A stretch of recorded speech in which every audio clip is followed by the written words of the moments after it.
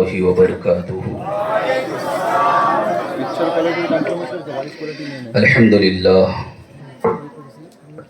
لله كفى والصلاة والسلام على عباده الذين اصطفى أما بعد. أعوذ بالله من الشيطان الرجيم. بسم الله الرحمن الرحيم. وإذا قيل لهم آمنوا كما آمن الناس قالوا أنؤمن كما آمن السفهاء ألا إنهم هم السفهاء ولكن لا يعلمون. اللهم نور قلوبنا بالقرآن وسكن أخلاقنا بالقرآن وادخلنا الجنة بالقرآن ونجنا من النار بالقرآن. ربنا افتح بيننا وبين قومنا بالحق وأنت خير الفاتحين. صدق الله العظيم وصدق رسوله النبي الأمين الكريم ونحن على ذلك لمن الشاهدين والشاكرين والحمد لله رب العالمين. بعد توحید کے متوالو، غوث اعظم کے جانثارو، آئیے کچھ عرض معروض سے قبل ہم اور آپ مل کر آقا نامدار، مدینے کے تاجدار، امت کے غمخوار، شاہوں کے تاج، آقاؤں کے آقا، ہم غلاموں کے محسن، یتیموں کے سہارا، بے آسروں کے آسرا، بے خانماؤں کے ماوا، غریبوں کے محب، مسکینوں کے ساتھی، مساوات کے حامی، صدق کا منبع، صبر کا معدن، خاکساری کا نمونہ، اولین انسان، محبوب ذیشان، مومن کا ایمان، صبح کائنات کے شمس الضحیٰ، شام کائنات کے بدر الدجا، محمد عربی روح فدا صلی اللہ تعالی علیہ وسلم کی بارگاہ میں جس طرح سے میں پڑھاتا ہوں میرے ساتھ مل کر پڑھیے. الصلاۃ والسلام علیک یا رسول اللہ، الصلاۃ والسلام علیک یا حبیب اللہ، الصلاۃ والسلام علیک یا نبی اللہ صلی اللہ تعالی علیہ وسلم. برادران ملت اسلامیہ، الحمدللہ اللہ کا احسان کہ اللہ تبارک و تعالی نے ہمیں اپنے محبوب کی امت میں پیدا فرمایا اور ایمان کی دولت عطا فرمائی، ساتھ ہی ایسی محفلیں سجانے کی سعادت بھی عطا فرمائی. یقیناً یہ اللہ کا بہت بڑا احسان ہے کہ ایسی محفلیں سجانے کا موقع ہمیں عطا فرمایا. یہ موقع، یہ سعادتیں ہر کسی کے حق میں نہیں ہوتی، ہر کسی کا مقدر نہیں ہوتی، ہر کسی کا نصیبہ نہیں ہوتی. یہ تو قسمت والے ہیں. میں ایسے چہرے دیکھ رہا ہوں کیونکہ میں سب پہچانتا ہوں، میرا ہمیشہ آنا ہے. الحمدللہ ایسے چہرے بھی ہیں جنہوں نے ایک محفل بھی مس نہیں کی ہے. سبحان اللہ. ایسے لوگ بھی ہیں. بڑی خوش نصیب ہو آپ لوگ. یقیناً ایسا نہیں، کچھ لوگ ہیں جنہوں نے سوچا کہ پہلی شب سے ہی جا کر کیا کریں گے، دوسری شب میں جائے گے، پھر شیطان نے روکا، پھر تیسری میں جائے گے، پھر روکا، اور پھر آج آئے ہیں. یقیناً آپ بھی قابل تعریف ہو، لیکن حقیقت یہ ہے کہ ایسی محفلیں جنہوں نے شروع شب سے آج تک حصہ لیا ہے وہ بڑے مبارکباد کے حقدار ہیں، اس لیے کہ ایسی محفلوں کو سجانا ہر ایک کا نصیبہ نہیں ہوتا. شاعر نے کہا ہے کہ محبوب کی محفل کو محبوب سجاتے ہیں، محبوب کی محفل کو محبوب سجاتے ہیں، اور آتے ہیں وہی جن کو سرکار بلاتے ہیں. برادران ملت اسلامیہ، تو گویا مجھے کہہ لینے دیا جائے کہ جو ابتدا سے پہلی محفل سے روز آ رہے ہیں، سرکار انہیں روز بلا رہے ہیں.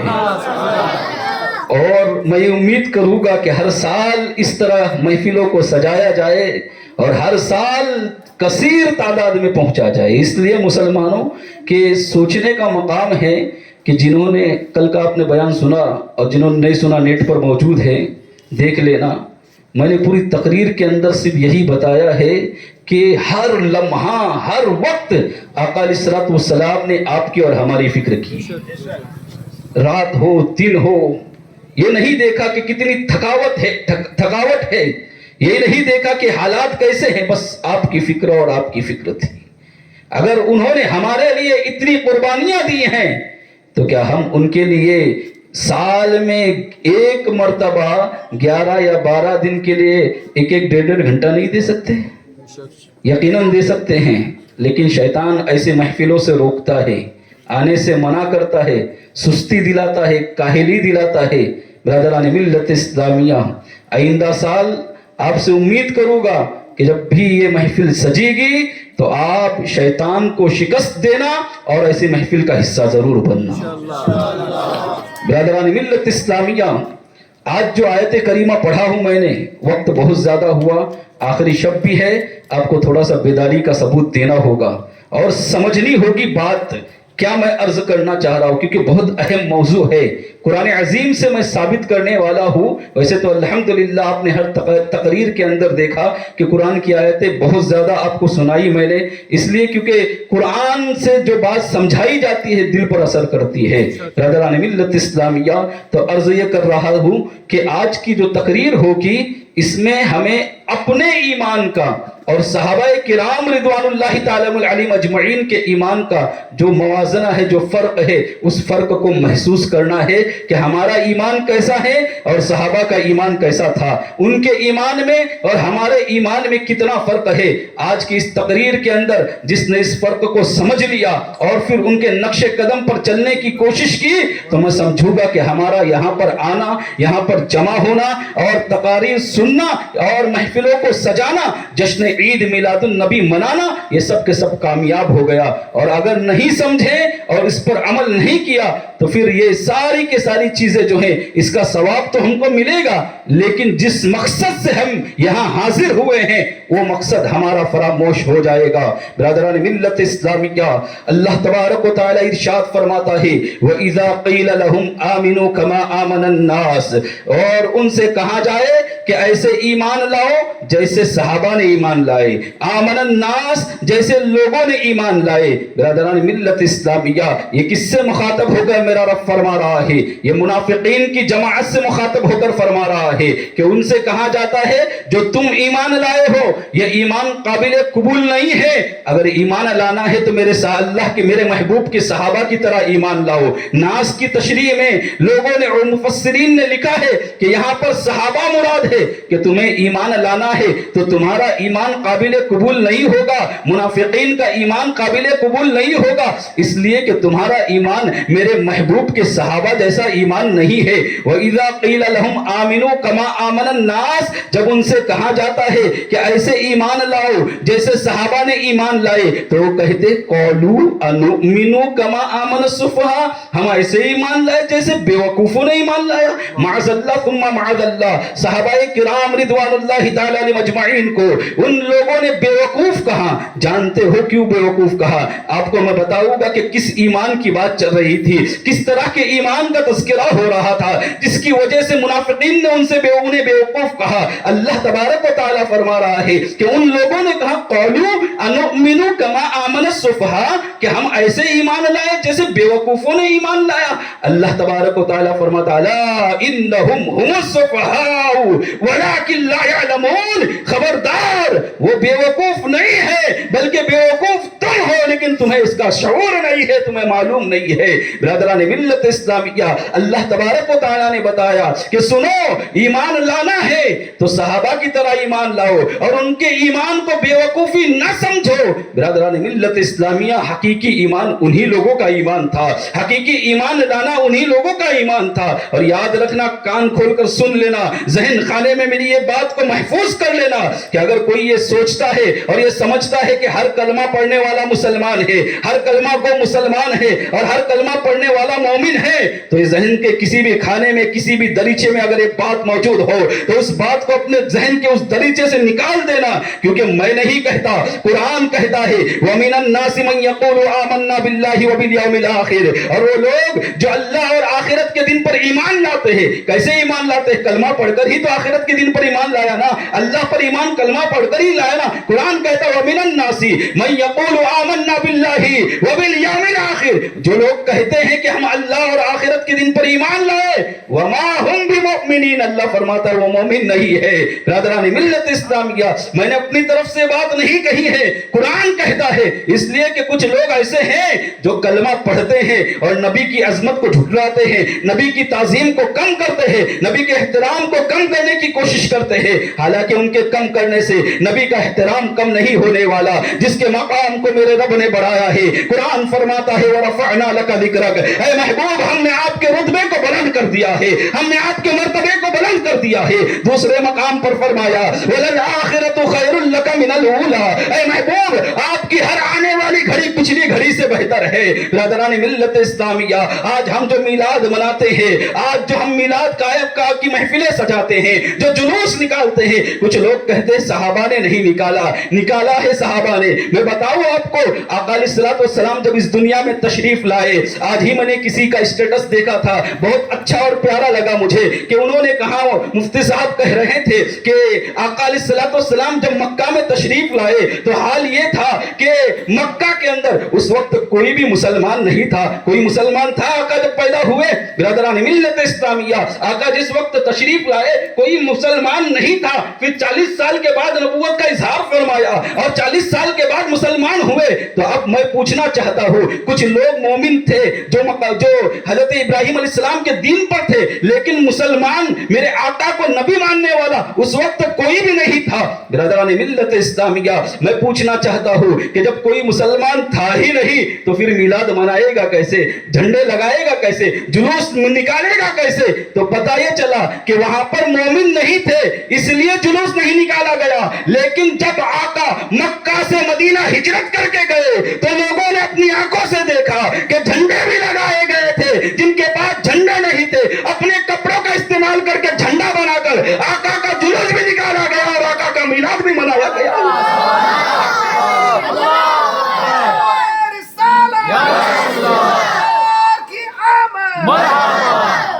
برادران ملت اسلامیہ، تو پتہ یہ چلا کہ مدینہ میں مسلمان تھے تو آقا جب مدینہ گئے تو مدینے میں جلوس بھی نکلا ہے اور آقا کی آمد کے نعرے بھی لگے ہیں۔ برادران ملت اسلامیہ، تو معلوم یہ ہوا کہ جہاں مسلمان ہوگے وہاں میلاد منایا جائے گا، وہاں آقا کی تعظیم ہوگی، وہاں جلوس بھی نکالا جائے گا، وہاں نعتیں بھی پڑھی جائے گی، وہاں لنگر کا انتظام بھی ہوگا، نیاز کا اہتمام بھی ہوگا، مسجدوں کو سجایا بھی جائے گا اور ہر جائز طریقے سے یہ اعلان کیا جائے گا کہ ہم اپنی آقا سے محبت کرتے ہیں اور ان کے آنے کی خوشی مناتے ہیں۔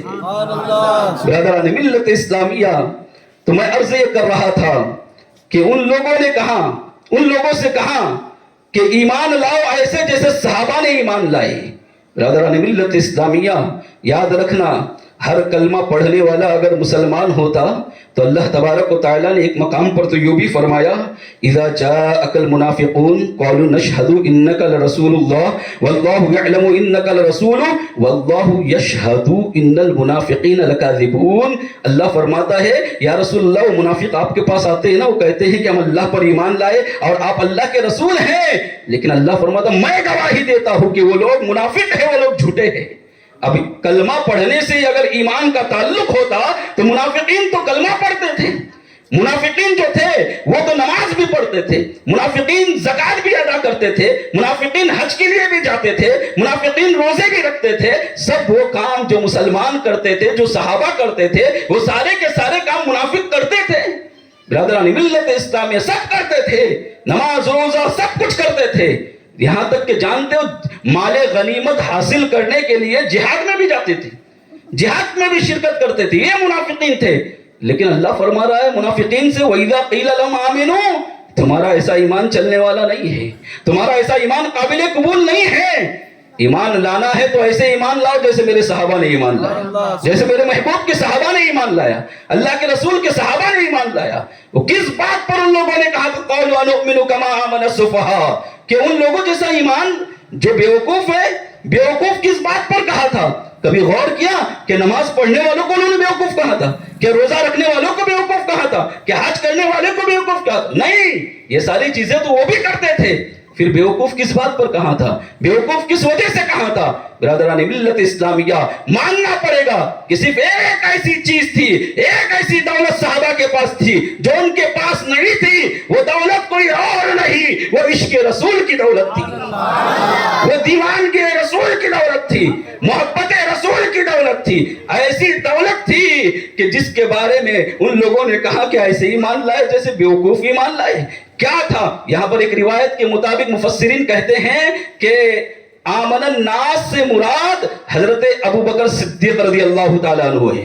بعض مفسرین نے کہا کہ ناس جو مراد ہے یہاں پر ایسے ایمان لاؤ جیسے حضرت ابو بکر صدیق نے ایمان لایا۔ کیسے ایمان لایا حضرت ابو بکر صدیق نے؟ غور کرو مسلمانوں، ان کے ایمان کا عالم کیا ہے، ان کی محبت کا عالم کیا ہے، ان کے عشق کا عالم کیا ہے۔ حال یہ ہے کہ ایک مرتبہ جب آپ کے بیٹے حضرت عبد الرحمن جو حضرت ابو بکر صدیق کے بیٹے ہیں، وہ کہتے ہیں جنگ بدر کے بعد کا معاملہ ہے، جنگ بدر کے بعد کا واقعہ ہے، اور امام بخاری نے اس روایت کو نقل فرمایا ہے۔ برادران ملت اسلامیہ، جب وہ اس وقت جنگ بدر سے پہلے مسلمان نہیں ہوئے تھے، حضرت ابو بکر صدیق مسلمانوں کی طرف سے تھے اور بیٹے جو ہے مشرکین کی طرف سے تھے۔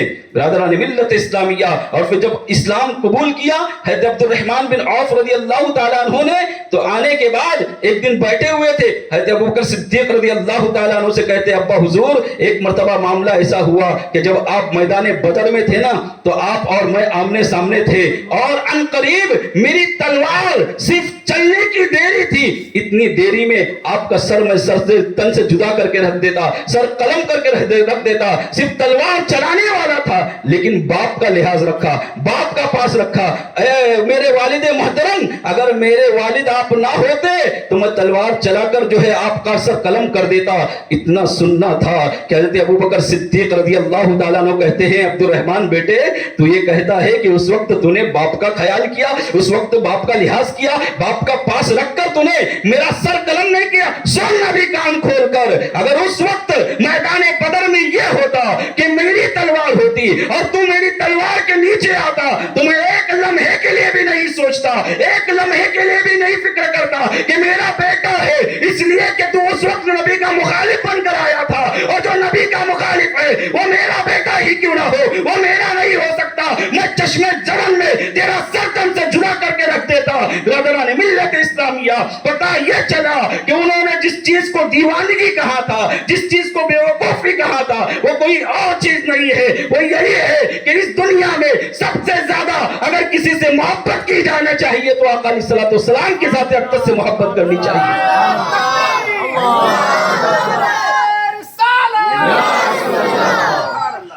محمد کی محبت دین حق کی شرط اول ہے۔ محمد کی محبت صلی اللہ علیہ وسلم دین حق کی شرط اول ہے۔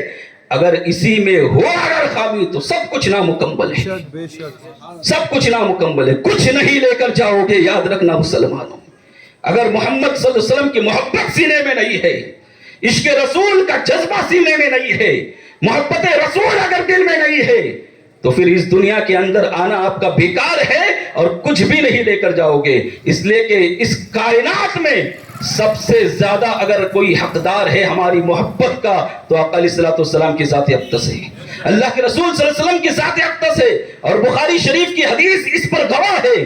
آقا علیہ الصلوۃ والسلام نے ارشاد فرمایا لا یؤمن احدکم حتی اکون احب الیہ من والدہ وولدہ والناس اجمعین، کہ تم میں سے کوئی اس وقت تک مومن ہو ہی نہیں سکتا۔ اللہ تبارک، اللہ کے رسول صلی اللہ علیہ وسلم نے فرمایا لا یؤمن احدکم، تم میں سے کوئی مومن ہو ہی نہیں سکتا اس وقت تک جب تک کہ اپنے والدین اور دنیا میں سب سے زیادہ مجھ سے محبت نہ کرے۔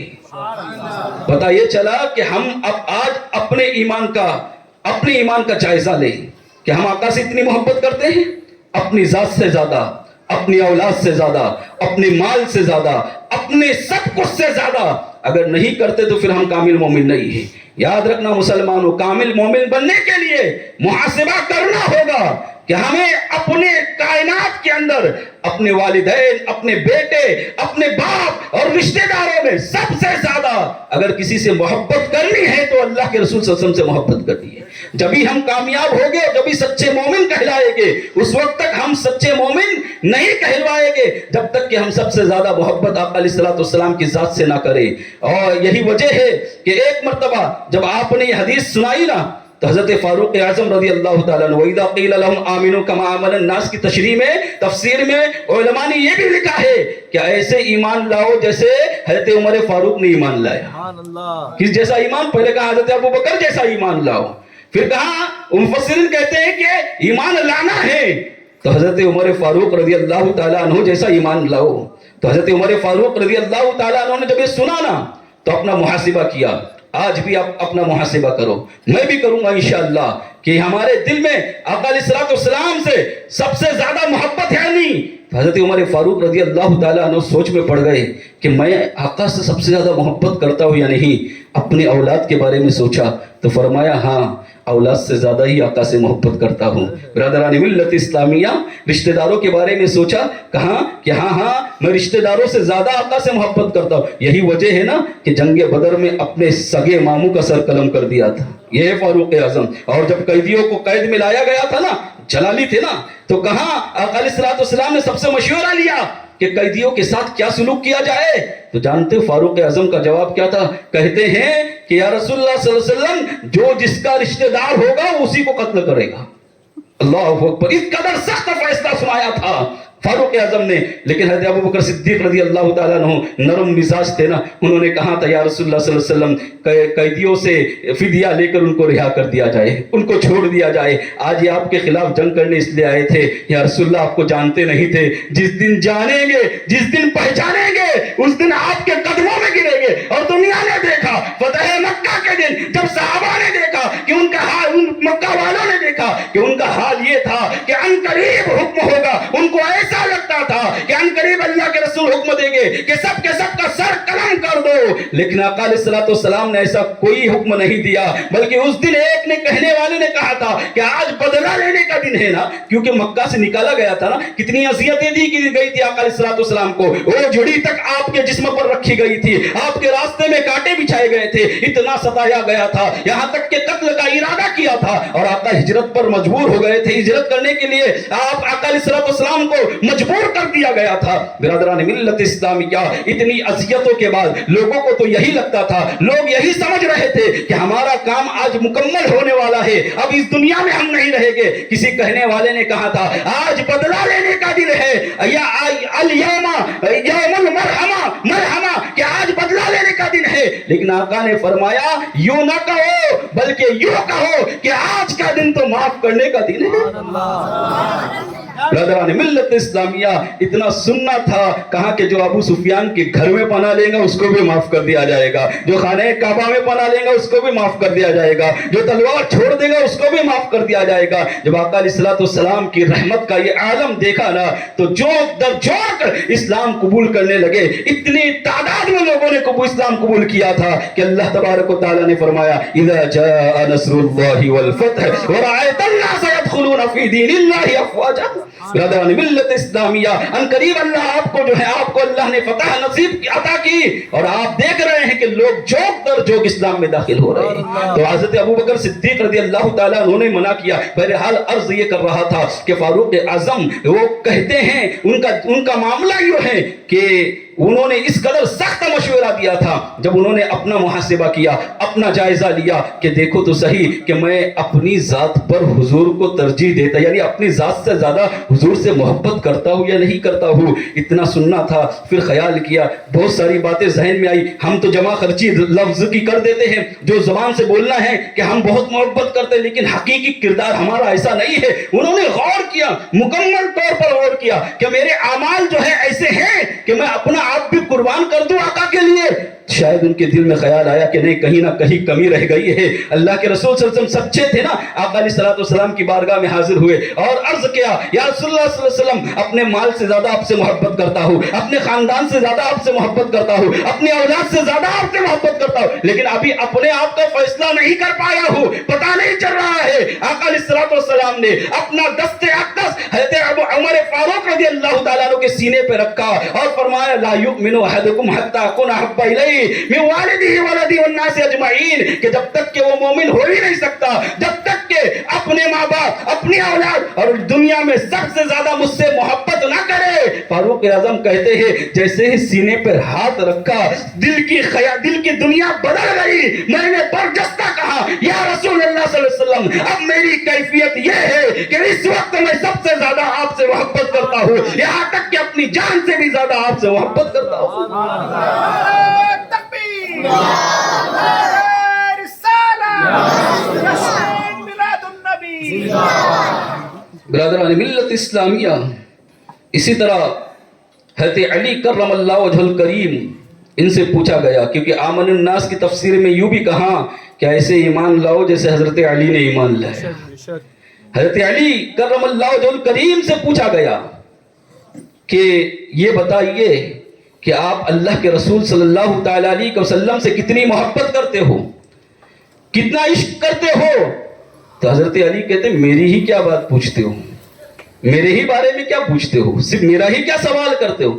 تم جاننا چاہتے ہو کہ تمام صحابہ جتنے صحابہ ہیں سب کا یہی معاملہ ہے, سب کا یہی عقیدہ ہے اور سب کے سب یہی ہیں کہ اپنی جان, اپنی اولاد, اپنے گھر والے اور اپنا سارا کنبہ اور اپنا مال, ان سب میں سب سے زیادہ اگر سب صحابہ کسی سے محبت کرتے ہیں تو آقا علیہ السلام کی ذات اقدس ہے. اور آگے یوں فرمایا, غور سے سننا, حضرت علی کرم اللہ وجہ الکریم کہتے ہیں کہ صحابہ کا حال تو یہ ہے کہ 3 دن تک انہیں پانی نہ دیا جائے اور پھر کہاں جائے اور 3 دن تک دیدار رسول نہ کرایا جائے. اس کے بعد صحابہ سے پوچھا جائے کہ یہ بتاؤ پانی چاہیے یا دیدار رسول چاہیے, تو حضرت علی کرم اللہ وجہ الکریم کہتے ہیں سب صحابہ یہ کہیں گے ہمیں پانی نہیں چاہیے بلکہ دیدار رسول چاہیے. یہ ہے محبت, یہ ہے محبت. یعنی پانی نہ ملے چلے گا, کھانا نہ ملے چلے گا, لیکن دیدار رسول ہونا چاہیے. برادران ملت اسلامیہ, اور کیوں نہ ہوتا ایسے حسین چہرے کا دیدار, ایسا حسن اللہ تبارک و تعالیٰ نے آقا علیہ السلام کو عطا کیا تھا کہ اس سے پہلے نہ کسی کو ایسا حسن عطا کیا, ان کے بعد کسی کو ایسا حسن عطا کیا. اعلیٰ حضرت کہتے جن کا حسن اللہ کو بھی بھا گیا, جن کا حسن اللہ کو بھی بھا گیا, ایسے پیارے سے محبت کیجئے, ایسے پیارے سے محبت کیجئے. دشمن احمد پہ شدت کیجئے, ملحدوں سے کیا مروت کیجئے, اور غیظ میں جل جائے بے دینوں کے دل, یا رسول اللہ کی کثرت کیجئے, یا رسول اللہ کی کثرت کیجئے. برادران ملت اسلامیہ, اب سوچے کہ صحابہ کرام رضوان اللہ تعالی علیہم اجمعین کتنی محبت کرتے تھے. یہی محبت تھی نا, یہی جذبہ تھا کہ اپنا سب کچھ قربان کرنے کے لیے تیار تھے, اور اپنے سب خاندان والے, یہاں تک کہ اپنی جان سے بھی زیادہ اگر صحابہ کسی سے محبت کرتے تھے تو آقا علیہ السلام کی ذات اقدس ہیں. اس لیے وہ لوگ کہتے تھے قالوا انؤمن کما آمن السفہاء, ایسے لوگوں سے پر ایسے لوگوں کی طرح ایمان لائے جو بیوقوف ہیں. نماز پڑھنے کی وجہ سے بیوقوف نہیں کہا تھا, نماز وہ بھی پڑھتے تھے.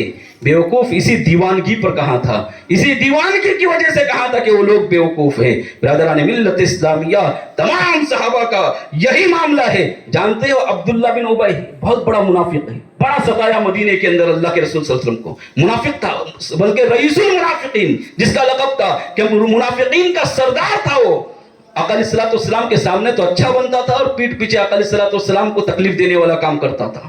ایک دن کچھ آقا علیہ السلام کو اس نے تکلیف دی نا, اذیت پہنچائی, تو اللہ کے رسول صلی اللہ علیہ وسلم نے فرمایا کہ اس کو میں قتل کروں گا. ایسا کہا نہیں تھا, لیکن یہ بات پھیل گئی مدینے کے اندر, یہ بات گشت کرنے لگی کہ اللہ کے رسول صلی اللہ علیہ وسلم بڑے ناراض ہیں, اور انہوں نے کہا کہ میں انہیں ضرور قتل کروں گا. تو عبداللہ بن ابی کا بیٹا, وہ بھی عبداللہ ہے لیکن صحابی رسول ہے, مخلص ہے اور متقی صحابہ ہے, صحابہ میں شمار ہوتا ان کا. तो अब्दुल्ला बिन उबय का बेटे अब्दुल्ला, हजरत अब्दुल्ला, जब इनको पता चला ना कि अल्लाह के रसूल सल्लल्लाहु अलैहि वसल्लम ने ऐसा कहा है, तो जाकर आका अलैहिस्सलाम की बारगाह में अर्ज करते हैं, या रसूल अल्लाह सल्लल्लाहु अलैहि वसल्लम, मैंने सुना कि आपने मेरे वालिद के ताल्लुक से ऐसी ऐसी बात कही है, तो अगर आपका यही इरादा है तो आप किसी को हुक्म ना दीजिए, मैं जानता हूं मेरा बाप बहुत बड़ा मुनाफिक है, अगर आप हुक्म देंगे तो मैं इसी वक्त उसका सर कलम करके तुम आपके सामने लेकर आऊंगा। यह आसान जज्बा नहीं है ब्रदरान मिल्लत इस्लामिया। याद रहे, इसी ईमान को और इसी मोहब्बत को उन लोगों ने कहा था, क़ालू अनुमिनु कमा आमन सुफ़हा, उन्होंने कहा था ऐसे ईमान लाए जैसे बेवकूफों ने ईमान लाया। एक मर्तबा आका अलैहिस्सलाम को उसने सताया और माअज़ल्लाह आका अलैहिस्सलाम के बारे में उसने ऐसे जुमले कहे कि आका अलैहिस्सलाम की जात में कमी कर दी और अपनी जात को बढ़ा दिया। तो जब वो मदीने में दाखिल हो रहा था, बेटे को पता चला, तो हजरत अब्दुल्ला गए और उसको रोक लिया और कहा, ये देख तलवार है, उस वक्त तक अंदर जाने नहीं दूंगा जब तक ये नहीं कहेगा कि इस दुनिया के अंदर सबसे बड़ा जलील मैं हूं और सबसे बड़े इज्जत वाले आका अलैहिस्सलाम है। उस वक्त तक अंदर जाने नहीं दूंगा। वो हैरान हो गया, कहा बेटा मेरा बेटा है तू, कहा बेटा अपनी जगह पर और रसूलुल्लाह की मोहब्बत अपनी जगह पर। कहा उस वक्त यहां तक कि उसको कहना पड़ा मजबूरी में, और उसने कहा कि दुनिया का सबसे जलील इंसान मैं हूं और सबसे हसीन और जमील और सबसे इज्जतदार अगर कोई है तो मोहम्मद रसूलुल्लाह सल्लल्लाहु अलैहि वसल्लम। जब उसको अंदर जाने के लिए दिया, ब्रदरान मिल्लत इस्लामिया, सच कहना कि यह जज्बा हमारे पास है, आका अलैहिस्सलाम की मोहब्बत ही हमारे पास है, तो उनसे कहा जाता है, वइज़ा क़ीला लहुम आमिनू कमा आमन अन्नास, ऐसे ईमान लाओ जैसे सहाबा ने ईमान लाए। ये मुनाफिकीन वाला ईमान नहीं, ये ढुलमुल वाला ईमान नहीं कि यहाँ पर भी ये भी सही वो भी सही, इसके पास भी सही है और उसके पास जाएंगे वो भी सही नहीं। ईमान लाना है तो सहाबा जैसे ईमान, बस जो कुछ है मेरी इज्जत और मेरी जिल्लत सब कुछ अल्लाह के रसूल सल्लल्लाहु अलैहि वसल्लम के लिए। अगर याद रखना, अगर आका अलैहिस्सलाम के लिए इज्जत चली जाती है तो यही सबसे बड़ी इज्जत है। तेरी खातिर जलील होना बिरादरान मिल्लत इस्लामिया, यही सबसे बड़ी इज्जत है। आका अलैहिस्सलाम से इसी दीवानगी का नाम ईमान है, इसी मोहब्बत का नाम ईमान है, जिस ईमान की आज हमारे पास बहुत कमी है।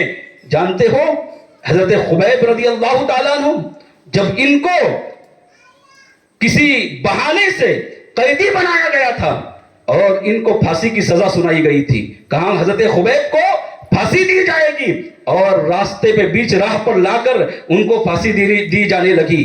सारे लोग हाजिर थे, मजमा हाजिर था, और एक शकीउल कल्ब शख्स आया और उसने नेज़े से हज़रत खुबैब रज़ियल्लाहु ताला अन्हु के सीने में इस कदर जोर से नेज़ा मारा कि सीना चीरता हुआ दिल के मकाम पर पहुंचा। कितना दर्द हुआ होगा, कितनी तकलीफ हुई होगी, कितना एहसास हुआ होगा, दिल तक पहुंचा था। और फिर जब उन्हें फांसी दी जाने लगी, सीने से खून निकल रहा था, दिल से खून निकल रहा था, और कहने वाले ने कहा, खुबैब शायद इस वक्त तुम ये सोच रहे हो ना कि मेरी जगह पर मेरे आका अलैहिस्सलाम, तुम्हारे आका जिन्हें तुम आका कहते हो मोहम्मद रसूलुल्लाह, वो तुम्हारी जगह पर होते तो अभी बैठे हुए थे, सीने से खून निकल रहा था, जज्बात के आलम में आए और उठकर बैठ गए, खड़े हो गए और कहते, क्या समझते हो तुम, मुझे फांसी देकर मेरे ईमान के अंदर कमजोरी पैदा करोगे, लिहाजा तुम्हें क्या मालूम, तुम ये कहते हो कि मैं ये सोच रहा हूं मेरी जगह मोहम्मद अरबी होते।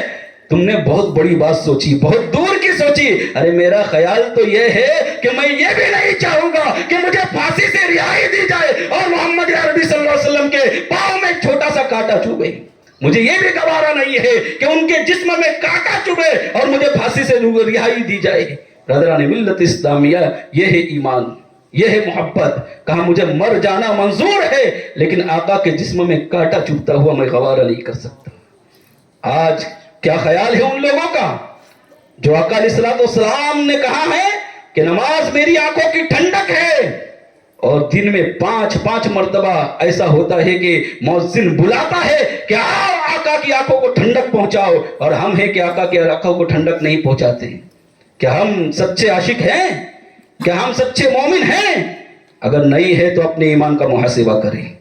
वइज़ा क़ीला लहुम आमिनू कमा आमन अन्नास, اللہ तबारक व तआला फरमाता है ऐसा ईमान नहीं चलेगा, ईमान ऐसा लाओ जैसे सहाबा ने ईमान लाया था। सहाबा किराम रिदवानुल्लाहि ताला अलैहिम अजमईन जैसा ईमान लाना है। मैदान उहद में जानते हो एक खातून के बारे में, अंसारी खातून है, उसके बारे में बताया जाता है। रिवायत में आता है, बुखारी शरीफ की हदीस है कि जब आका अलैहिस्सलाम की शहादत की खबर फैल गई, क्योंकि मुसलमान जो हैं, मैं बताऊंगा आगे इस वाक़े को भी मुख्तसरन के क्यों जंग हारे थे, वजह क्या थी। आका अलैहिस्सलाम के बारे में यह अफवाह फैलाई गई थी कि अल्लाह के रसूल सल्लल्लाहु अलैहि वसल्लम शहीद हो गए माज़अल्लाह। तो हुआ यूं कि अंसारी खातून जो थी वो आका अलैहिस्सलाम की खैरियत दरियाफ्त करने के लिए निकल गई। रास्ते में एक शख्स मिला, उसने कहा खातून तुम्हारे शोहर इस जंग के अंदर शहीद हुए। कहा शोहर हो गए, होने दो, ये बताओ रसूलुल्लाह का हाल क्या है। अल्लाहु अकबर। फिर जब आगे गई तो किसी ने बताया कि खातून तुम्हारा बेटा भी शहीद हुआ है। कहा बेटा शहीद होने दो, ये बताओ रसूलुल्लाह का हाल क्या है।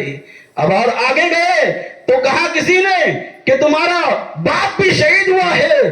कहा बाप शहीद होने दो, ये बताओ रसूलुल्लाह का हाल क्या है। ब्रदरान मिल्लत इस्लामिया जब थोड़ी दूर और आगे गई तो किसी बताने वाले ने बताया कि अल्लाह के रसूल सल्लल्लाहु अलैहि वसल्लम सलामत है। सजदा शुक्र अदा किया और कहा बाप शहीद हो जाए चल जाएगा, बेटा शहीद हो जाए चल जाएगा, और शोहर शहीद हो जाए चल जाएगा। या रसूल अल्लाह आप सलामत है तो हम सलामत है।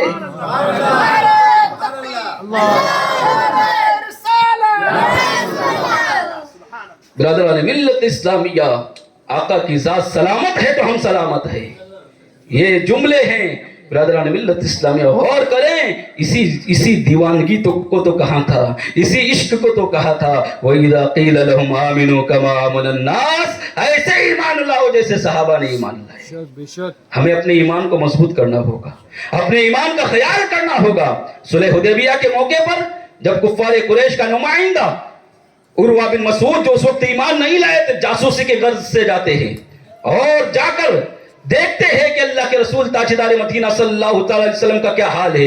यानी मुशरिकीन ने भेजा था जाकर देखो कि उनके पास हथियार कितने हैं, उनके पास ताकत कितनी है, उनके पास फौज कितनी है, उनके पास जो है तलवारें कितनी हैं, ये जाकर देख कर आओ।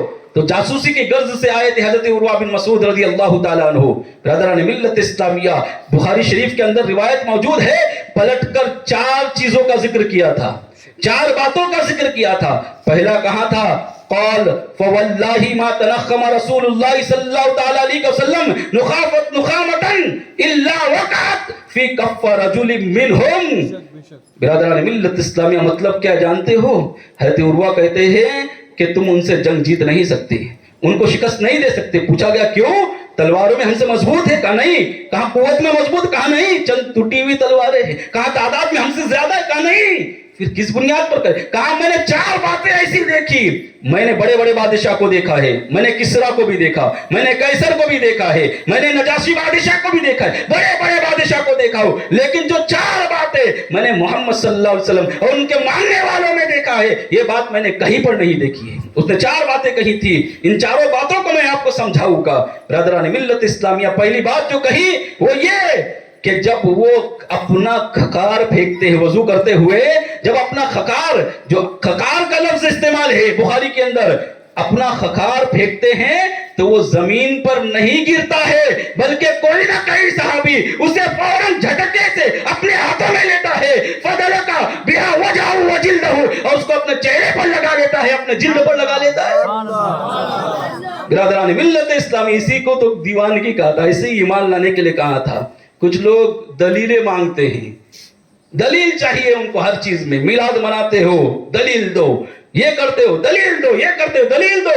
याद रखो मोहब्बत ऐसी चीज है जिसमें हर जायज काम जायज होता है, इसमें दलीलों की जरूरत नहीं पड़ती। दलील तो उसको चाहिए जिसके दिल में मोहब्बत नहीं है। क्या सहाबा से आका अलैहिस्सलाम ने कभी यूं कहा था कि मैं जब खकार फेंको, जब मैं अपना लुआब दहन फेंको तो तुम जमीन पर मत गिरने देना, बल्कि अपने हाथों में लेना, उसको चेहरे पर लगाना। एक रिवायत बताओ आका अलैहिस्सलाम ने कभी ऐसा कहा हो? आका ने कहा है ऐसा? नहीं कहा। लेकिन ये उनका इश्क था, ये उनकी मोहब्बत थी, क्योंकि मोहब्बत दलील नहीं मांगती। और ऐसी दीवानगी कहां से लाओगे? कि ये आसान है? आपने सोचा कभी इस पर गौर किया कि आका अलैहिस्सलाम से कितनी मोहब्बत है उनको, कि वो लोग खकार नबुव्वत को भी अपने हाथों में लेकर अपने चेहरे और अपने जिल्द पर लगा रहे हैं। इसी के बारे में कहा था वइज़ा क़ीला लहुम आमिनू कमा आमनन नास, ईमान लाना है तो सहाबा जैसे ईमान लाओ, ऐसे ईमान लाओ। फिर मत सोचो जायज काम है तो फिर दलील मत ढूंढो, दलील ढूंढने की जरूरत नहीं। इश्क अगर है सच्चा तो फिर जायज काम, जायज खुशी करते चले जाओ, हर जायज काम तुम्हारे लिए जायज हो जाएगा। हाँ, नाजायज नहीं करना है, नाजायज काम कोई नहीं करना है। इश्क रसूल के नाम पर अगर कोई नाजायज काम करता है और ऐसा फेल अंजाम देता है, जैसे ढोल बजाकर जुलूस निकालोगे, नाच कर जुलूस निकालोगे, तो ये सारी चीजों से आका अलैहिस्सलाम राजी नहीं होने वाले। राजी होगे इस तरह से कि बावजू हो, बाअदब हो और बाअदब जुलूस निकाला जाए। और जुलूस के अंदर अपना साथी तलाश करते मत बैठो कि मेरा दोस्त है मैं उसके बाजू में रहूंगा, और पूरे जुलूस के अंदर सिर्फ बात करोगे, उसमें भी बुराई करोगे, उसमें भी गीबतें करोगे। ये नहीं, इस तरह का जुलूस नहीं निकालना है। जुलूस निकालोगे बाअदब तरीके से, वजू कर कर आना है, आपको बावजू होना है, और नाते रसूल आती है जो पढ़ी जा रही है तो वो पढ़ना है। और अगर नाते रसूल याद नहीं है वो वाली जो चल रही है तो कम से कम दुरूद शरीफ पढ़ते हुए जुलूस निकालो। इस तरह से जुलूस निकालना है। आका जब राजी होगे, इसकी उसकी गीबत हाथ पकड़कर करोगे जुलूस के अंदर, सोचते हो आका राजी हो जाएंगे? नहीं, गीबत के ताल्लुक से अल्लाह के रसूल सल्लल्लाहु अलैहि वसल्लम ने फरमाया अल गीबतु अशद्दु मिनज़ ज़िना, गीबत तो ज़िना से भी ज्यादा बुरी है। ब्रदरान मिल्लत इस्लामिया, तो याद रहे कि हम जुलूस ऐसे निकालेंगे कि आका राजी हो जाए। कितनी देर का जुलूस होता है? थोड़ी देर तो रहता है। आप बावजू हैं, बाअदब रहे। याद रहे कि एक और चीज कि जब जुलूस निकलेगा तो जुलूस निकलते वक्त ख्याल ये रहेगा कि अगर वहां पर कोई नियाज तकसीम हो रही है, कोई चीज बांटी जा रही है, और आजकल तो यूज एंड थ्रो वाला मामला है, सब चीजें आपको मिलती है, आप वहीं पर फेंक कर कचरा जमा करते हो। आका अलैहिस्सलाम ने फरमाया अन निज़ाफतु निस्फुल ईमान, सफाई आधा ईमान है। वहां पर इंतजाम करो कि कोई कचरे का ऐसा डब्बा हो जिसमें जाकर आप वो चीज फेंके, ताकि मालूम हो कि ये किसी और का जुलूस नहीं निकला है, मोहम्मद अरबी के दीवानों का जुलूस निकला। ये तालीम पर अमल करना पड़ेगा ब्रदरान मिल्लत इस्लामिया। इसी तरह जब हाईवे पर हो, मेन रोड पर, तो इस तरह से नहीं कि पूरा के पूरा रास्ता जाम किया जाए एक तरफ से, क्योंकि हमारा हाईवे छोटा है, गाड़ी आने जाने के लिए जगह छोड़ी जाए, और इस कदर हसीन अंदाज में जुलूस निकाला जाए कि लोग ऐसे भी कहते हैं हमारे जुलूस को देखकर बहुत सारे ऐसे कि क्या हसीन अंदाज में जुलूस निकालते हैं, क्या ना कोई शोर शराबा, ना कोई ढंडोरा, ना कोई शराब, ना कोई शबाब, ना कोई और चीज, बल्कि शांति और अमन के तरीके से हम अपना जुलूस निकालते हैं ना, तो लोग देखकर और कहने पर मजबूर होते हैं कि जब गुलामों का ये आलम है तो आका का आलम क्या हो। मिल्लत इस्लामिया, तो हमें इस कदर शाइस्तगी के साथ जुलूस नहीं, कोई गैर शरई नारा नहीं लगाना है, कोई गैर शरई नारा नहीं लगाना है ब्रदरान मिल्लत इस्लामिया, क्योंकि आका अलैहिस्सलाम ने जिंदगी भर अमन का पैगाम दिया है, मोहब्बत का पैगाम दिया है। यही मोहब्बत का पैगाम आम करना है, हमें जुलूस के जरिए बताना है कि हमारे आका की तालीम ये है, हमारे आका की तरबियत ये है ब्रदरान मिल्लत इस्लामिया। बहरहाल अर्ज ये कर रहा था कि बुखारी शरीफ की हदीस जिसमें पहली बात ये है कि आका अलैहिस्सलाम का लुआब दहन जमीन पर गिरने नहीं देते थे, बल्कि सहाबाए किराम अपने हाथों में लेकर अपने चेहरे पर, अपने सीने पर, अपने जिस्म पर लगा लेते थे। दूसरी बात उन्होंने कही थी, उर्वा बिन मसूद ने कही थी कि दूसरी बात जो मैंने देखी वो किसी और में नहीं देखी, वो ये है कि जब भी वईदा अमरहुम इदब्तदरु अमरहु, कि जब भी वो किसी बात का हुक्म देते थे, अभी हुक्म जो देने वाली बात थी, बात मुकम्मल नहीं होती थी, सहाबा एक दूसरे से लड़ जाते थे कि ये काम मैं करूंगा। यानी आपकी इताअत का जज्बा था, आपकी फरमाबरदारी का जज्बा था सहाबाए किराम में, यानी आका जिस बात को हुक्म दे दे बस वही हमारे लिए काफी है, उसके अलावा कुछ नहीं करना है, यह जज्बा था। इसी चीज को देखकर उन लोगों ने कहा था ऐसे ही मान लाए जैसे बेवकूफी मान लाए। वइज़ा क़ीला लहुम आमिनू कमा आमनन नास, ऐसे ही क़ालू अनुमिनु कमा आमनस सुफ़ा, बेवकूफ वाला ईमान। जानते हो कैसा ईमान? हज़रत अब्दुल्लाह इब्न रवाहा रज़ियल्लाहु ताला अन्हु सहाबी रसूल है। एक दिन आका अलैहिस्सलाम मिंबर पर बैठकर खुतबा दे रहे हैं और खुतबे के वक्त कुछ लोग जो थे वो खड़े थे मस्जिद के अंदर, कुछ लोग एक साइड में खड़े थे। अल्लाह के रसूल सल्लल्लाहु ताला अलैहि वसल्लम ने फरमाया जो खड़ा है बैठ जाए, जो खड़ा है वो बैठ जाए, किसी का नाम नहीं लिया। कुछ लोग खड़े थे तो आका अलैहिस्सलाम ने खुतबा देते वक्त कहा जो खड़ा है खुतबे के वक्त वो बैठकर खुतबा सुने। हज़रत अब्दुल्ला बिन रवाहा रज़ियल्लाहु ताला अन्हो उस वक्त मस्जिद में तशरीफ नहीं लाए थे, जानते हो मस्जिद के बहुत बाहर थे, बहुत दूर थे, लेकिन जैसे ही आका की आवाज उनके कानों में पड़ी कि खुतबा बैठकर सुनो, हज़रत अब्दुल्ला बिन रवाहा रज़ियल्लाहु ताला अन्हो मस्जिद के बाहर बैठ गए और घुटने के बल घसीट घसीट कर फिर मस्जिद में आए। बाद में आका अलैहिस्सलाम को पता चला तो आका अलैहिस्सलाम मुस्कुराए और हज़रत अब्दुल्ला बिन रवाहा के लिए दुआएं अता फरमाई।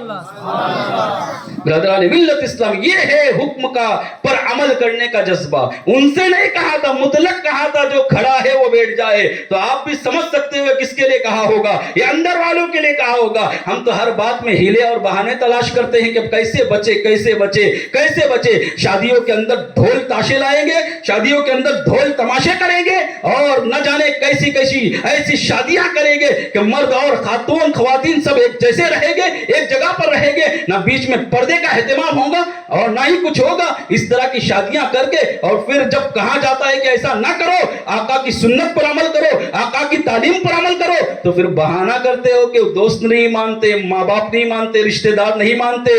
याद रखना ये रिश्तेदारी, ये मोहब्बत, ये दुनियादारी सब के सब यहाँ धरी रहेगी। कब्र में ये रिश्तेदारी काम नहीं आएगी। अगर कब्र में कोई जात काम आएगी तो आका की जात काम आएगी। तो हमें उनकी कदर नहीं कर, हम बहाने तलाश करते गुनाह करने के।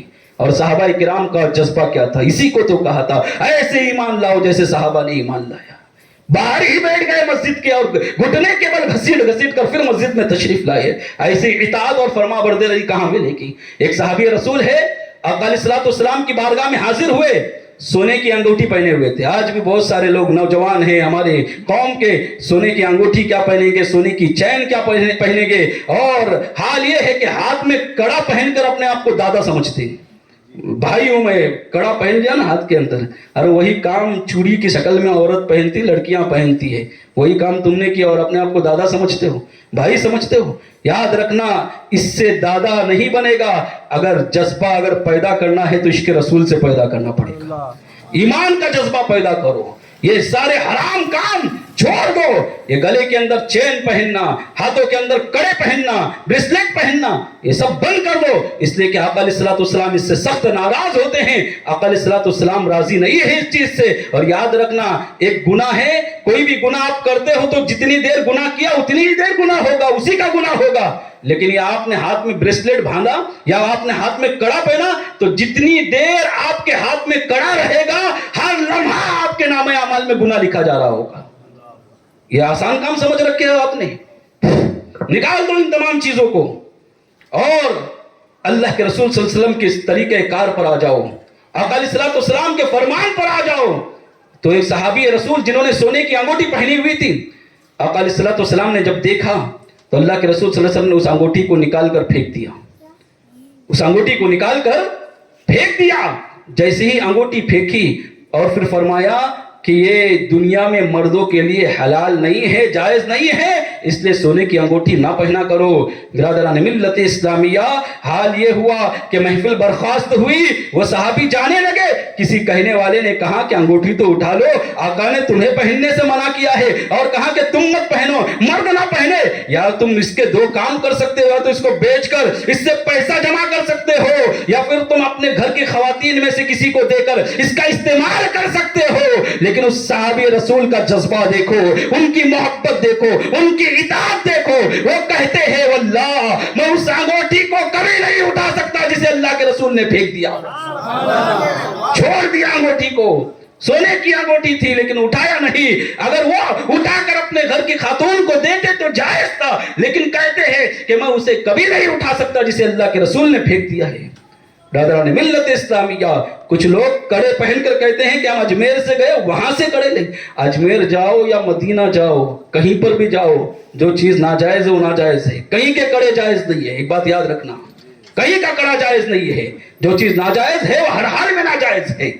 برادران ملت اسلامیہ، حال یہ ہے ہماری قوم کا اطاعت کا نام ہی نہیں ہے، جذبہ ہی نہیں ہے، آقا علیہ الصلوۃ والسلام کے فرمان پر عمل کرنے کا جذبہ ہی موجود نہیں ہے۔ حال یہ ہے کہ اپنے بچے، چھوٹے چھوٹے بچوں کو لے جاتے ہیں اور ایسی جگہ سے بال کٹاتے، یہاں سے کٹائے، وہاں سے کٹائے، ادھر سے کاٹے، ادھر سے چھوٹے، کہ ایسا لگتا ہی نہیں کہ مسلمان کا بچہ ہے۔ ہو رہا ہے کہ نہیں ہو رہا ہے؟ ہو رہا ہے نا برادران ملت اسلامیہ، ایسے عمل کو یعنی یہاں سے چھوٹے کرنا، یہاں سے چھوٹے کرنا، یہاں سے چھوٹے کرنا، شریعت میں قضا کہاں ہے؟ آقا علیہ الصلوۃ والسلام نے فرمایا، ایک چھوٹے بچے کو دیکھا کہ اس کے باپ نے ایسے بال کاٹے تھے تو اللہ کے رسول صلی اللہ علیہ وسلم نے سختی سے منع فرمایا کہ یہ مسلمانوں کا طریقہ نہیں ہے، آئندہ ایسے بال مت کرنا، یا تو کاٹ رکھنے ہیں تو پورے رکھو اور کاٹنے ہیں تو پورے کاٹو۔ یہ کیا طریقہ بنا کے رکھا ہے؟ ایسا فرق ہی سمجھ میں نہیں آتا کہ کیا فرق ہے ان میں اور ہم میں، یہودیوں میں اور نصرانیوں میں کیا فرق ہے؟ نماز پڑھتے دعا کرتے ہو اہدنا الصراط المستقیم، یا اللہ سیدھے راستے پر چلا، صراط الذین انعمت علیہم، ان لوگوں کا راستہ جس پر انعام ہوا، غیر المغضوب علیہم ولا الضالین، نہ کہ ان لوگوں کا جو گمراہ ہوئے، یعنی یہود و نصارہ کے طریقہ کار پر نہ چلا، یہود و نصارہ کے طریقہ کار پر، یا اللہ ان کے راستے پر نہ چلا۔ ہر نماز میں آ کر دعا کرتے ہیں اور پھر جب باہر نکلتے ہیں اپنا عمل کرنا ہوتا ہے تو طریقہ وہی ہے، انہی لوگوں کا ہے، بال اسی طرح کٹائے جائے گے، لباس انہی کی طرح پہنا جائے گا، اتنا چھوٹا لباس پہنو گے کہ سجدے میں جانے کے بعد پیچھے کی شرمگاہ کھل جائے گی۔ برادران ملت اسلامیہ، یہ مسلمانوں کا طریقہ نہیں۔ ایسی جنس پہنیں گے ہمارے قوم کے نوجوان کہ یہاں سے پھٹی ہے، وہاں سے پھٹی ہے، وہاں سے پھٹی ہے۔ برادران ملت اسلامیہ، اللہ کے رسول صلی اللہ علیہ وسلم اس چیز سے، ان تمام چیزوں سے راضی نہیں ہوگی، ایمان اس طرح سے لانے کا حکم نہیں۔ وَإِذَا قِيلَ لَهُمْ آمِنُوا كَمَا آمَنَ النَّاسُ، اللہ فرماتا ہے ایمان ایسے لاؤ جیسے صحابہ نے ایمان لایا۔ کیا جذبہ تھا ان کا ایمان کا، کیا جذبہ تھا۔ ایک انصاری صحابی تھے، آقا علیہ الصلوۃ والسلام جب ان کے گھر کے قریب سے گزرے تو انہوں نے اپنا گھر قبہ نما بنایا تھا، بڑا اونچا گھر بنایا تھا، قبے کے جیسا گھر بنایا ہوا تھا۔ آقا علیہ الصلوۃ والسلام نے پوچھا یہ کس کا گھر ہے؟ تو کہنے والے نے کہ یہ فلاں صحابی کا گھر ہے، یہ فلاں صحابی کا گھر ہے۔ برادران ملت اسلامیہ، آقا علیہ الصلوۃ والسلام نے کوئی جواب نہیں دیا، بلکہ جہاں آپ تشریف لے جا رہے تھے وہاں سے واپس آئے۔ دوسرے دن جب آپ مسجد نبوی میں بیٹھے ہوئے تھے، اللہ کے رسول صلی اللہ علیہ وسلم کی بارگاہ میں وہ صحابی آئے، آقا علیہ الصلوۃ والسلام کے سامنے آ کر السلام علیکم کہا، آقا علیہ الصلوۃ والسلام نے اپنے چہرے کو پھیر لیا۔ جب دوسری جانب آئے، آقا علیہ الصلوۃ والسلام نے چہرے کو پھیر لیا، کچھ نہیں کہا، ادب کا بھی تقاضا یہی، پوچھا بھی نہیں یا رسول اللہ کیوں ناراض ہو، کیا غلطی ہو گئی، کچھ نہیں، بلکہ جب مجلس برخاست ہوئی تو صحابہ سے پوچھا کہ آقا آج مجھ سے ناراض نظر آ رہے ہیں، آقا آج مجھ سے راضی نہیں ہے، کیا وجہ ہے؟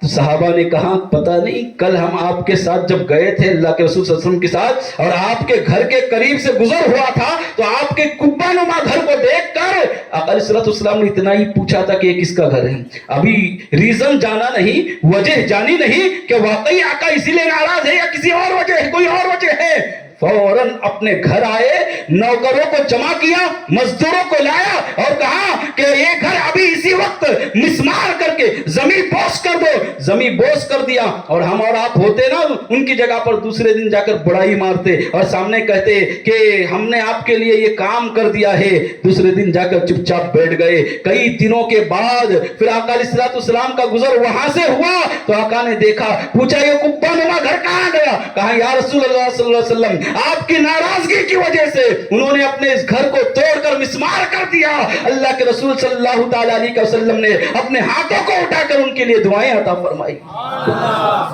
یہ جذبہ اطاعت کا، فرما برداری کا، وَإِذَا أَمْرَهُمْ إِذَا ابْتَدَرُوا أَمْرَهُ، حدیث شریف میں جو الفاظ کہے کہ آقا جو کہتے ہیں فوراً عمل کیا جاتا ہے۔ آج ہماری ناکامی کی وجہ صرف یہی ہے کہ آقا کی باتوں پر ہم نے عمل نہیں کیا، آقا کے طریقہ کار کو ہم نے چھوڑ دیا ہے، اس لیے کہ طریقہ مصطفیٰ کو چھوڑنا ہے وجہ بربادی، طریقہ مصطفیٰ کو چھوڑنا ہے وجہ بربادی، اسی سے قوم دنیا میں ہوئی بے اقتدار اپنی۔ برادران ملت اسلامیہ، میدان احد ہے، اللہ تبارک و تعالیٰ نے مسلمانوں کو فتح عطا فرمائی تھی، مسلمان جنگ جیت گئے تھے، لیکن اللہ کے رسول صلی اللہ تعالیٰ علیہ وسلم نے احد کے میدان میں، کیونکہ جب جنگ آمنے سامنے سے لڑی جا رہی تھی تو سامنے سے لشکر کے زیادہ آنے کی امید نہیں تھی. معاملہ یوں تھا کہ پیچھے سے ایک درہ تھا, چھوٹا سا درہ تھا, اس درے کے اوپر پہاڑ تھا, اس پر اللہ کے رسول صلی اللہ تعالیٰ علیہ وسلم نے 50 تیر اندازوں کو بٹھایا تھا کہ یہاں پر رہو, اگر کئی درے میں سے کوئی پیچھے سے آ کر اگر حملہ کرے تو اوپر سے تیر چلا کر ان کو پیچھے سے آنے مت دینا. لیکن جیسے ہی مسلمان, اور کہا تھا کہ جس وقت تک جب تک کہ میں نہ کہوں اس چوٹی پہاڑ کے اوپر سے نیچے مت اترنا. اللہ کے رسول صلی اللہ علیہ وسلم نے کیا فرمایا تھا؟ جب تک کہ میں نہ کہوں اوپر سے نیچے مت اترنا. جب اللہ تبارک و تعالیٰ نے مسلمانوں کو فتح عطا کی, مسلمان کامیاب ہوئے, تو جو اوپر جو بیٹھے تھے انہوں نے ان میں سے سوچا انہوں نے کہ یہ سارے لوگ مال غنیمت جمع کر رہے ہیں, ہم کو کچھ نہیں ملے گا. اس میں سے 47 لوگ جو ہے 50 میں سے نیچے اتر آئے. 3 تھے جو ابھی بھی اوپر تھے, انہوں نے کہا کہ نہیں, اللہ کے رسول صلی اللہ علیہ وسلم کے حکم کی تعمیل کرنی ہے, اس لیے کہ اللہ نے فرمایا ہے ما آتاکم الرسول فخذوہ وما نہاکم عنہ فانتہوا, رسول جو تمہیں دے دے اسے لے لو اور جس سے منع کرے اس سے باز آ جاؤ. یہ اللہ تبارک و تعالیٰ نے فرمایا ہے, لہذا ہم یہاں سے نہیں ہٹیں گے. اس میں سے جو اکثر جو تھے وہ نیچے آ گئے. خالد بن ولید اس وقت تک اسلام قبول نہیں کیے تھے. انہوں نے دیکھا کہ اس درے کی جگہ خالی ہو گئی ہے, اپنے لشکر کو پہاڑ کے پیچھے سے گھمایا, جو تازہ دم لشکر تھا. یہاں مسلمان جو ہیں وہ مال غنیمت اکٹھا کرنے پر لگے ہوئے تھے. پیچھے سے خالد بن ولید نے اس قدر سخت حملہ کیا کہ جو مسلمانوں کی فتح ہوئی تھی وہ شکست میں تبدیل ہو گئی. اللہ اکبر. کس وجہ سے؟ صرف ایک بات نہ ماننے کی بنیاد پر. ایک بات آقا کی نہیں مانی. آقا نے فرمایا تھا جب تک میں نہیں کہوں گا اوپر سے نیچے نہ اترنا. فتح شکست میں تبدیل ہو گئی. جس جنگ کے اندر خود آقا موجود ہو وہ جنگ بھی فتح سے شکست میں تبدیل ہو جائے گی. برادران ملت اسلامیہ, نہ جانے آج ہم دن بھر میں آقا علیہ الصلوۃ والسلام کی کتنی باتوں پر عمل نہیں کرتے, ان کی کتنی نافرمانی کرتے ہیں, ان کی کتنی باتوں کو ہم نے پسے پشت ڈال رکھا ہے. تو کیا کامیابی ہمارے قدم چومے گی؟ کیا ہم کامیاب ہو گئے؟ کیا ہم کامران ہو گئے؟ برادران ملت اسلامیہ, کامیابی ایک ہی شرط پر ملے گی, آقا علیہ الصلوۃ والسلام کی اطاعت کرنی ہوگی, آقا علیہ الصلوۃ والسلام کے فرمان پر عمل کرنا ہوگا.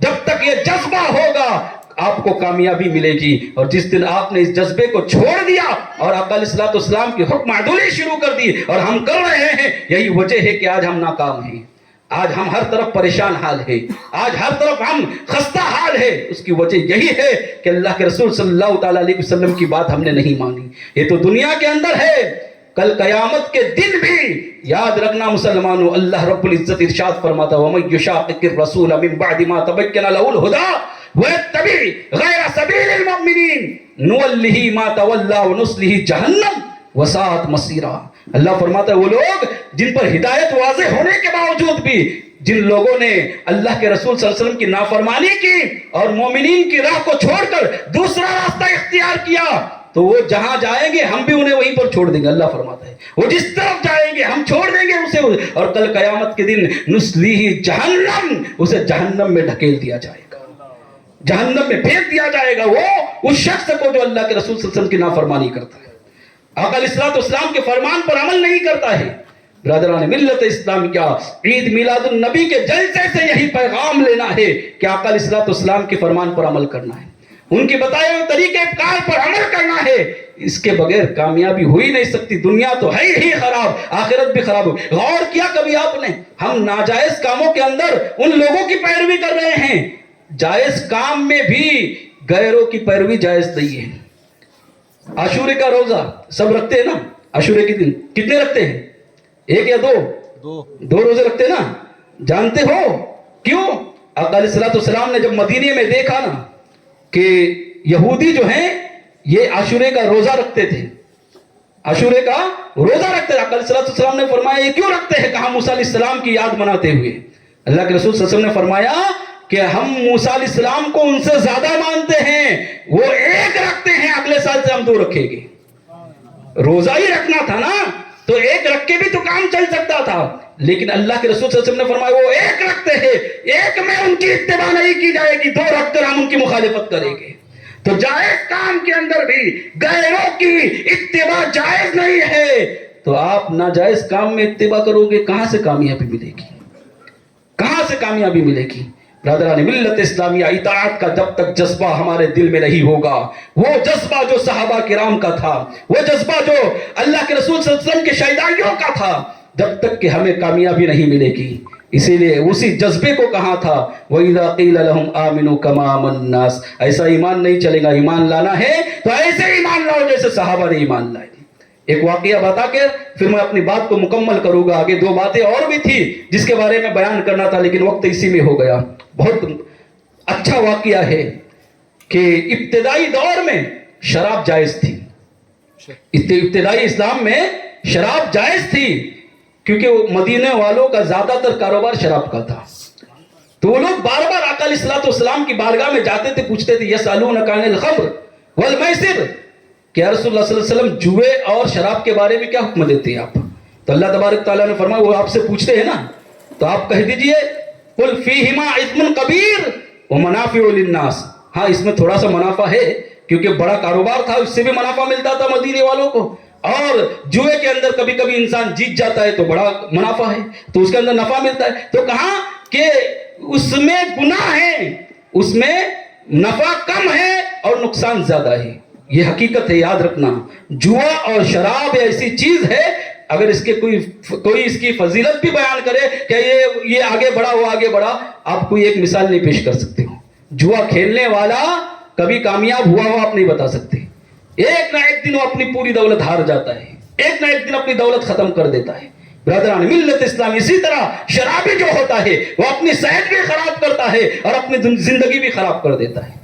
تو اللہ کے رسول صلی اللہ علیہ وسلم نے منع فرمایا، لیکن اتنی سختی سے نہیں فرمایا تھا، اتنا سخت حکم نہیں تھا، کہا کہ اس میں لوگوں کے لیے کچھ منافع بھی ہے، لیکن پھر ہوا یوں کہ حضرت علی کرم اللہ وجہ الکریم کہتے ہیں کہ ایک دعوت تھی حضرت عبد الرحمن بن عوف رضی اللہ تعالیٰ عنہ کے گھر پر، اور پھر کھانا کھایا گیا، اور کھانا کھانے کے بعد شراب کا دور چلا، لوگوں نے شراب پی اور شراب پی کر ایک قاری قرآن نماز پڑھانے کے لیے کھڑا ہو گیا، شراب کے نشے میں تھا، اب تک ناجائز کا حکم نہیں ہوا تھا، ناجائز نہیں کہی گئی تھی، تو ایک قاری قرآن کھڑا ہوا نماز پڑھانے کے لیے اور اس نے سورہ کافرون شروع کر دی۔ اب سورہ کافرون آپ جانتے ہو، اس میں کہا قل یا ایھا الکافرون لا اعبد ما تعبدون، میں اس کی عبادت نہیں کروں گا جس کی تم کرتے ہو، لا کہا گیا نا، تو انہوں نے نشے کی حالت میں سارے لا کو حذف کر دیا، معاذ اللہ، انہوں نے کہا کہ میں اسی کی عبادت کرتا ہوں جس کی تم کرتے ہو، اور اسی طرح یعنی جتنے لا تھے نفی کے وہ سب کے سب ہٹا دیے اور سب کا اقرار کرتے چلے گئے۔ برادران ملت اسلامیہ، ابھی وہ اس بات کی یہ واقعہ ہو ہی رہا تھا کہ اللہ تبارک و تعالیٰ نے حضرت جبرائیل کو بھیجا اور کہا کہ محبوب یہ آیت کریمہ سنا دو، یا ایھا الذین آمنوا لا تقربوا الصلاۃ وانتم سکارى، کہ اے ایمان والو تم نماز کے قریب بھی نہ جاؤ جب تم نشے کی حالت میں ہو، جب تم نشے کی حالت میں ہو تو نماز کے قریب نہ جاؤ۔ برادران ملت اسلامیہ، ہوا یوں کہ جیسی آیت کریمہ سنی، اب جو لوگوں کا حال تھا، لوگوں کا ماحول بنا وہ یوں بنا کہ فجر کے بعد اگر پیے گے تو ظہر کی نماز میں نشہ رہے گا، ظہر کے بعد پیئیں گے عصر میں نشہ رہے گا، عصر کے بعد پیئیں گے مغرب میں نشہ رہے گا، مغرب کے بعد پیئیں گے عشاء میں نشہ رہے گا، ہاں عشاء کی نماز کے بعد اتنی ہی پیتے تھے کہ فجر تک نشہ اتر جاتا تھا۔ یعنی دن میں دیکھو کوئی بھی برائی ایک ساتھ میں آپ سوچو گے کہ نکل جائے ختم ہو جائے، نہیں ہوگا، آہستہ آہستہ کر کے اس برائی کو دور کرنا پڑے گا، اور یہی حکمت اللہ تبارک و تعالیٰ نے ہم لوگوں کو کے حق میں عطا کی ہے کہ پہلے وہ جو کہا کہ اس میں نفع کم ہے نقصان زیادہ ہے، پھر کہا کہ نماز کی حالت میں، یعنی اب دن بھر نہیں پیتے تھے اور رات میں پھر پیتے تھے، لیکن اتنا ہی پیتے تھے کہ فجر کی نماز کے اندر نشہ نہیں ہوتا تھا جب تک نشہ اتر جاتا تھا۔ برادران ملت اسلامیہ، اس کے بعد واقعہ یوں ہوا کہ حضرت عبد الرحمن بن عوف رضی اللہ تعالیٰ عنہ کے ہی گھر پر ایک محفل سجی تھی، شراب کا دور چل رہا تھا اور شراب پی جا رہی تھی، پلائی جا رہی تھی، لوگ موجود تھے وہاں پر، اور اللہ کے رسول صلی اللہ علیہ وسلم پر آیت کریمہ نازل ہوئی، انما الخمر والمیسر والانصاب والازلام رجس من عمل الشیطان فاجتنبوہ لعلکم تفلحون، کہ شراب تم پر حرام کر دی گئی ہے، آج کے بعد اس سے بچو، پرہیز کرو۔ ایک منادی ندا لگاتا ہوا اس محلے سے گزرا، جیسے ہی ان لوگوں نے سنا نا، اطاعت کا جذبہ دیکھو، فرما برداری کا جذبہ دیکھو، جیسے ان لوگوں نے سنا اللہ کے رسول صلی اللہ علیہ وسلم نے شراب پینے سے منع کیا ہے، فوراً جس کے منہ میں تھی اس نے کلی کر دیا، جس کے ہاتھ میں تھی اس نے پھینکنا چاہا, مٹکوں کو پھوڑنا چاہا, تو کسی نے کہا رکو رکو, پہلے تحقیق تو کر لیتے ہیں, پہلے معلوم تو کر لیتے ہیں کہ بات سچی بھی ہے. اگر سچی ہوگی تو عمل کیا جائے گا, اور اگر جھوٹی اور غلط بات اگر پھیلائی گئی ہوگی تو پھر عمل نہیں کیا جائے گا. اتنی شراب برباد نہیں ہوگی. لیکن عشق نے انگڑائی لی, جذبہ اطاعت نے انگڑائی لی. کہنے والے نے کہا نہیں نہیں سنو, ایسا نہیں ہو سکتا, اس لیے کہ اگر ہم نے اس وقت شراب پی تو ہوگا یوں, اگر فرمان حق نکلا, فرمان صحیح نکلا, تو ہم معصیت رسول میں گرفتار ہو جائیں گے, اللہ کے رسول کے نافرما بردار میں گرفتار ہو جائیں گے. اور ہوگا یوں کہ اگر حق صحیح نہ نکلا تو زیادہ سے زیادہ کیا ہوگا, ہماری شراب رائگاں چلی جائے گی, شراب برباد ہو جائے گی, کل ہم دوبارہ بنا لیں گے. برادران ملت اسلامیہ, لیکن بات سچ نکلی تو کہیں ایسا نہ ہو کہ اللہ کے رسول کے نافرمانوں میں ہمارا شمار ہو جائے. اس لیے روایت میں آتا ہے کہ فوراً جس نے جس کے منہ میں تھی وہیں سے پھینک دی, ہاتھ میں تھی وہیں سے پھینک دی, مٹکے توڑے گئے. روایت میں آتا ہے اس رات مدینے کے اندر اتنی شراب رہی تھی کہ صبح جب اٹھے تھے لوگ تو دیکھ رہے تھے راستے سے جس طرح بارش کا پانی گرنے کے بعد راستے سے پانی رہتا ہے, اس طرح شراب بہ رہی تھی. ایک ہی رات میں فیصلہ کر لیا, بس آقا نے فرمایا نہیں تو نہیں, بس ختم, اس کے علاوہ کوئی نہیں, کچھ بات نہیں آگے. برادران ملت اسلامیہ, یہ اطاعت کا جذبہ تھا, یہ اطاعت کا جذبہ تھا جس کی وجہ سے کہا تھا وَإِذَا قِيلَ لَهُمْ آمِنُوا كَمَا آمَنَ النَّاسُ, ایمان لانا ہے تو ایسے ایمان لاؤ جیسے صحابہ نے ایمان لائے. قَالُوا أَنُؤْمِنُ كَمَا آمَنَ السُّفَهَاءُ, تو ان لوگوں نے کہا ایسے ایمان لائے جیسے بیوقوفوں نے ایمان لایا. برادران ملت اسلامیہ, ان لوگوں نے جس کو بیوقوف کہا تھا وہ دیوانگی تھی, وہ محبت رسول کا جذبہ تھا, وہ اطاعت رسول کا جذبہ تھا.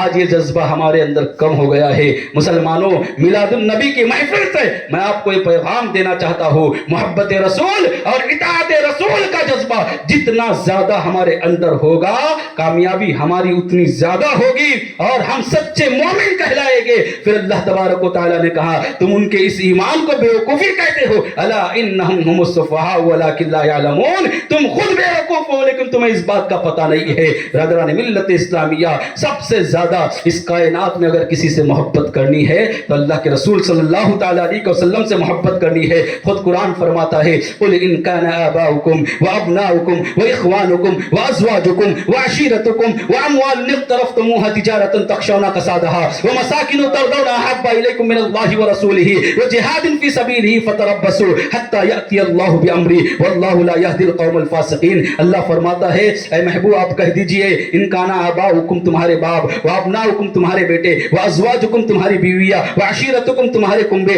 واموال اقترفتموها اور تمہارے مال جسے تم پسند کرتے ہیں, وتجارت تخشون جس کے ذریعے تم تجارت کرتے ہو, تجارت تخشون کسادها ومساکن ترضونها اور تمہارے پسندیدہ مال. یہ سب چیزیں اگر اللہ اور اس کے رسول سے زیادہ تمہیں پیاری ہے اور اس کی راہ میں اللہ کی راہ میں جہاد سے زیادہ پیاری ہے, فتربصوا, اللہ فرماتا ہے پھر انتظار کرو, پھر انتظار کرو تم, فتربصوا حتی یأتی اللہ بامرہ, یہاں تک کہ اللہ اپنا دوسرا حکم لائے. واللہ لا یہدی القوم الفاسقین, اور اللہ فاسقوں کو راہ نہیں دیتا, ہدایت نہیں دیتا. برادران ملت اسلامیہ, قرآن کا بھی یہی تقاضا ہے, حدیث کا بھی یہی تقاضا ہے کہ اس کائنات میں سب سے زیادہ اگر کسی سے محبت کرنی ہے تو اللہ کے رسول صلی اللہ علیہ وسلم کی ذات سے محبت کرنی ہے. پکا ارادہ کر کے اٹھے کہ ہم اطاعت بھی کریں گے, نافرمانی نہیں کریں گے, اور رسول صلی اللہ علیہ وسلم سچی محبت کریں گے. اللہ تعالیٰ سے دعا ہے کہ ہم سب کو رسول اکرم صلی اللہ تعالیٰ علیہ وسلم سے سچی محبت عطا فرمائے. اور جو کچھ بھی میں نے کہا اس کے کہنے میں مجھ سے اگر کچھ غلطی ہو گئی ہوگی, میں آپ سب کو گواہ بنا کر میں توبہ کرتا ہوں. استغفر اللہ ربی من کل ذنب واتوب الیہ, اشہد ان لا الہ الا اللہ واشہد ان محمدا عبدہ ورسولہ وما علینا الا البلاغ. السلام علیکم ورحمۃ اللہ وبرکاتہ.